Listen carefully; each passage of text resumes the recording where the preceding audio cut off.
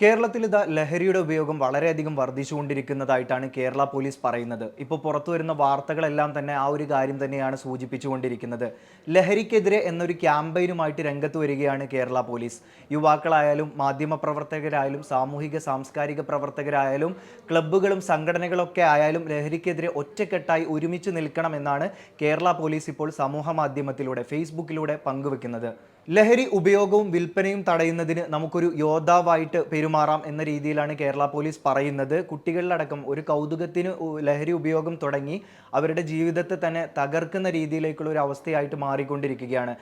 കുട്ടികളോടൊപ്പം തന്നെ അവരുടെ കുടുംബത്തെയും സമൂഹത്തെയും ഒക്കെ തകർക്കുന്ന ഈ ലഹരിക്കെതിരെ ഒറ്റക്കെട്ടായി പോരാടാം. നമ്മുടെ നാട്ടിലോ അല്ലെങ്കിൽ പരിസര പ്രദേശത്തോ ലഹരിയുമായി ബന്ധപ്പെട്ട കാര്യങ്ങളോ അല്ലെങ്കിൽ ലഹരി ഉപയോഗിക്കുന്നവരോ കണ്ടെത്തി കഴിഞ്ഞിട്ടുണ്ടെങ്കിൽ ഈ സ്ക്രീനിൽ കാണുന്ന വാട്സപ്പ് നമ്പറിലേക്ക് അതിൻ്റെ വിവരങ്ങൾ അറിയിക്കണമെന്നാണ് കേരള പോലീസ് ഇപ്പോൾ അറിയിക്കുന്നത്.